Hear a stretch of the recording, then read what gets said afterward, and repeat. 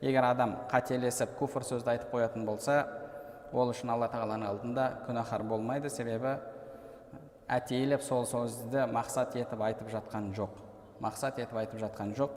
Алла субханала тағала Құран кәрімде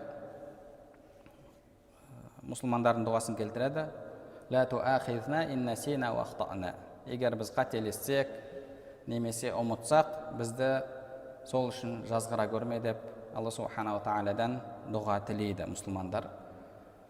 Пайғамбарымыз саллаллаху алейхи вассалам да өзінің хадисінде адамға қалам жүрмейтін, яғни оның күнәсі жазылмайтын жағдайларды баяндаған кезде, соның бірі қателескен кезде дейді. Қателескен кезде Алла субханала тағала оны кешіреді.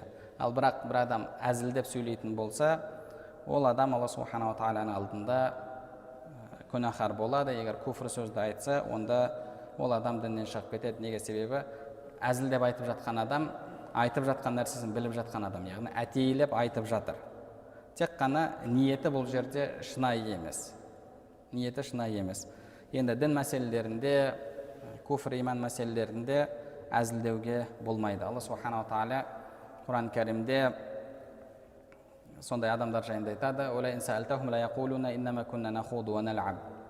Егер олардан сұрасаң, олар біз әзілдеген едік, ойнаған едік деп айтады дейді. «Қул абиллахи ва аятихи ва расулихи кунтум тастахзиун». Сендер Алланың аяттарымен, Алламен, Алланың елшісімен әзілдейсіңдер ме? Соны өздерің әзіл етесіңдер ме? «Ла та'тазиру қад кафартум бa'да иманикум».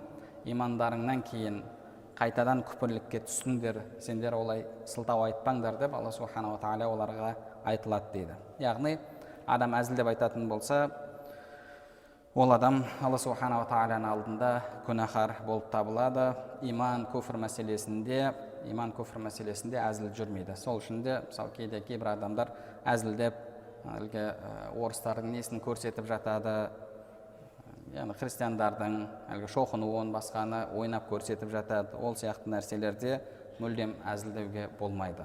Алланың дінінде әзіл жүрмейді. لبيك لا شريك لك لبيك إن الحمد